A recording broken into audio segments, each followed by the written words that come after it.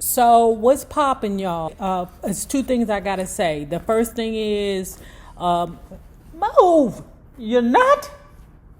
The baby is a mess. Bad boy Bobby Brown.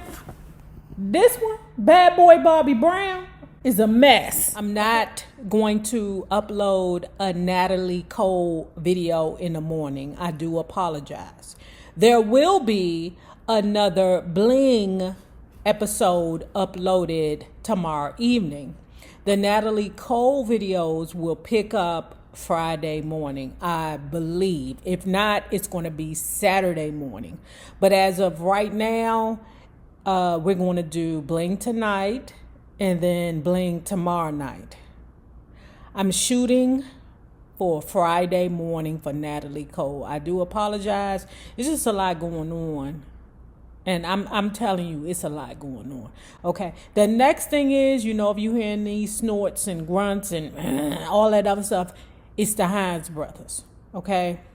Well, we didn't rename the baby Bad Boy Bobby Brown, but most of y'all love the baby just as much as y'all love Lulu. And we appreciate it. Oh, and we also got some more characters.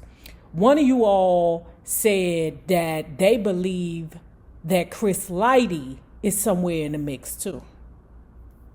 He thought he was fly, but Dickie, who'd always had an innate sense of cool, disabused him of that notion. Dickie took him shopping for all the proper hip-hop gear, throwback jerseys, fitted baseball caps, jeans and sweatshirts by Sean John, Academics, and Rockaware, and the newest kicks.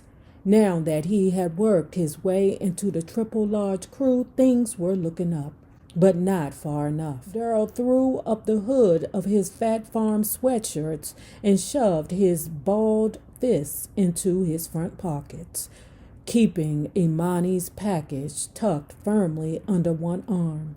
He headed for the nearest subway station, cursing under his breath the whole way. And we know this is like the late 90s, early 2000s, talking about the Fat Farm, the Academics, and Rockaway. Mimi walked out of the hotel. A cab stopped for her right away. Hey, where you going? She turned around to find Kenny standing by the hotel entrance, sucking on a Newport in the chilly air. He just returned from having a lap dance at Stilettos in Times Square. To meet a friend, she stammered, opening the taxi door. He squinted at her. What friend? Go upstairs, Mimi said without meeting his gaze. They'll tell you. I'll be back soon. She slammed the door, and the driver asked her where she wanted to go. 86 Walker Street, she said, glancing towards the entrance of the hotel. Kenny stubbed out his cigarette and looked back at her. He held his hand up to his ear in a gesture that she instantly knew meant, did they call? As the driver pulled off, Mimi shook her head and averted her eyes, mouthing the word no. A bead of sweat rushed down Lamont's forehead. He wriggled his nose and picked up his pace on the treadmill, his eyes glued to the 3 flat screens hanging on the wall in front of him. The televisions were a recent installation. Lamont hated flipping back and forth between channels. He might miss something. The TVs were turned, as always, to BET, MTV, and CNN. He tried to catch Moneyline with Lou Dobbs whenever he could. Lamont's personal motto was, if it doesn't make money, it doesn't make sense. The 3 screens were like his own customized stock ticket flickering with cultural currency. He pounded the conveyor belt until his white Nike shirt was clinging to his damp, protruding belly. He cut off the treadmill, stepped down, and grabbed a bottle of Dasani from the refrigerator in the small upstairs bar. Guzzling the ice-cold water, he snatched a fluffy white towel from the basket next to the massage table and stepped out onto his terrace to cool off for a minute. Taking in the panoramic view, he savored a momentary feeling of satisfaction.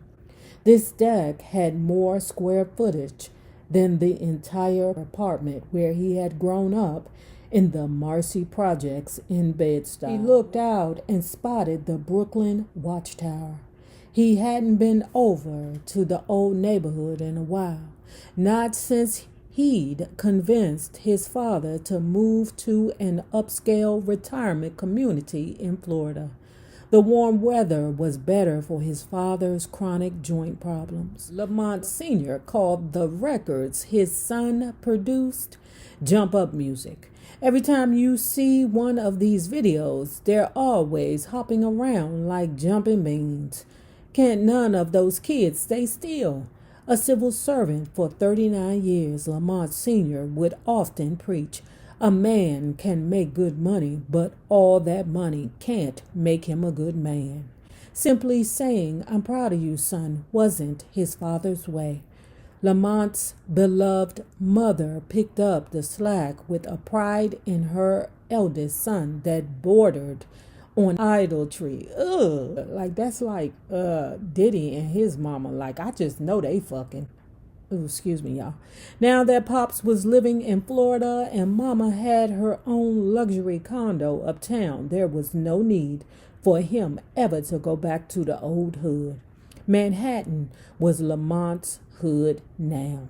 He stepped back inside, whipped off his t-shirt, and tossed it in the laundry hamper, which could have been more accurately described as a trash can.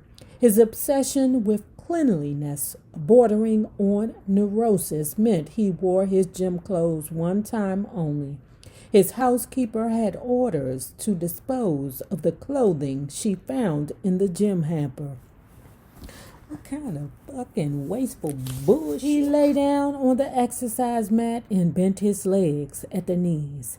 Time for crunches. He liked to do this part of his workout shirtless so he could keep an eye on his midsection. He had always been a bear of a man, 6 feet of solid masculine bulk with shoulders worthy of the NFL, firm and toned. But in the last year or two, his arms had gotten a little flabby and his midsection had expanded to unacceptable dimensions.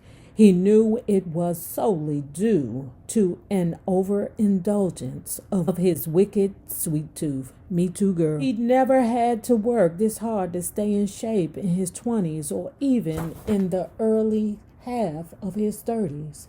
He couldn't believe he was almost 40 years old. Playing basketball had always been workout enough to keep him in shape, but not anymore. He clasped his hands behind his head and strained to raise his upper body. The first one was always the hardest. He felt like quitting after 50 reps, but he soldiered on to complete the full 300, hating every damn one. He had no choice. That old man gut had to go. When the cab pulled up at the address Darryl had given her, Mimi looked in her bag for money. Darryl appeared out of nowhere and yanked the door open. "You're late," he aggressively greeted her. Handing a $10 bill to the driver, he sounded out of breath. "Sorry," she said, as Darryl hustled her past the doorman, through the lobby and into the elevator of what looked like an expensive hotel. "Lamont don't like folks to be late," he said, fingering one of his cornrows which had come loose at the bottom. "He don't know no hoes that can help him get his head together." "So is that where we're going?" Mimi wondered. To see Lamont? Darryl rushed down the carpeted hallway like a harried traveler, desperate to make a connecting flight. Mimi glimpsed at his blotchy, reddish-brown complexion and wondered if he had some kind of skin disease. Okay, this is where we got to put a pause because I don't know how comfortable I feel with a man that hair is unraveling. He don't got a dermatologist, and I know you like, nay, everybody don't have dermatologists, but this dude is affiliated with one of the biggest record companies out there. It's funny how the dude who is up in the, super condo, he don't even keep the same t-shirts once he wear it after he work out. But this dude can't even get his boss to give him some, what is that, clindamycin to put on his face? What is happening here? Like it's such a disparage between levels that it's like, I don't know. Because I would feel like you setting me up. Why is this guy coming to get me? It feels like a setup. He didn't say another word to her until they reached the last door on the hall. It was already ajar, so he didn't bother to knock. Before they crossed the threshold, he turned to Mimi and asked, "Ready?" That scared her. Ready for what? But she nodded, anxious to hear whatever Lamont Jackson had to say.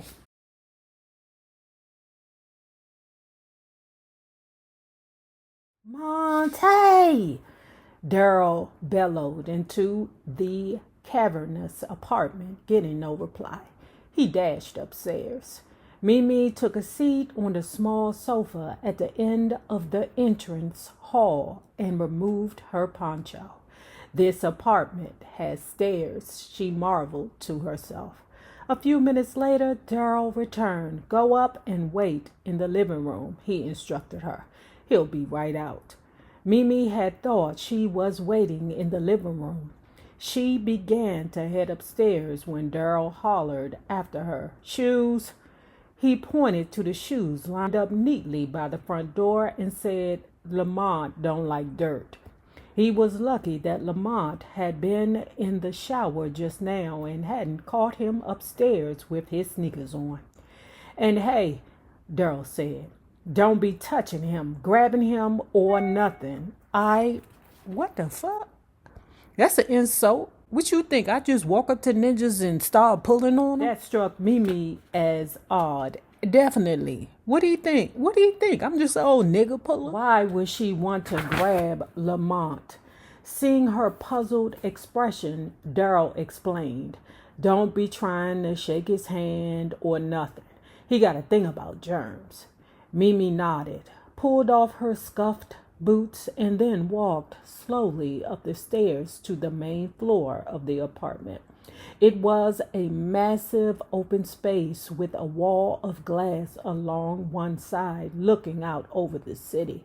The kitchen had not one but two huge gleaming refrigerators. One is for the dead bodies. Okay, I'll move forward. The sheer size of the place took her breath away. She was amazed that all this was hidden inside a 6-story building on a quiet city block. It was like opening a door and expecting to see a walk-in closet, but finding a ballroom instead. At the top of the stairs across from the kitchen stood a long, massive dining table made from slabs of the most beautiful wood she had ever seen. There was a spiral staircase leading to yet another floor. She wanted to go up and check it out, but Daryl had said to wait here. At the far end of the room, there were two huge sofas covered in cream-colored suede, two impossibly large brown leather chairs, an ebony concert grand piano, and a collection of ethnic-looking objects and tiny statues arranged on a low glass coffee table. Everything was expensive looking, but she wasn't sure if she liked it. Nothing looked like it had ever been touched. "So don't touch it, bitch." She walked over to the fireplace to examine the array of framed photos displayed across the mantel. Lamont with Naomi Campbell, Lamont with Mariah Carey, Lamont with Latrell Sprewell, Lamont with Bill Clinton, Lamont with ... a white guy she couldn't identify. They were both laughing in the shot, and the other guy's head was tilted so far back it was hard to tell who it might be. She picked it up to get a closer look.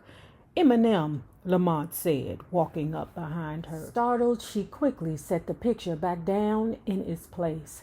That was at his last album release party, Lamont explained.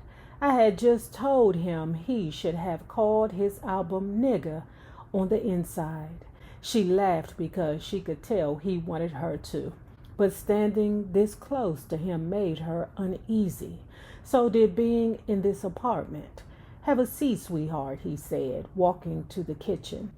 Pellegrino, I think that's spring water, y'all. Diet Coke, cranberry juice, Red Bull, he inquired politely, his face obscured by the heavy stainless steel refrigerator door. Cranberry is good. He filled 2 huge goblets, one with juice, one with water, and took a seat next to her on a sofa. This place is really, she searched for the right word, big. You like it? Yeah, she said with more enthusiasm than she felt. It's really nice. Bethany did it, he said. Bethany? He said the name as if Bethany was some friend of hers. Was that his girlfriend? Bethany Oglethorpe. He clarified and took a swallow of water. Another weight loss tip from the annoying trainer. Drink gallons of water.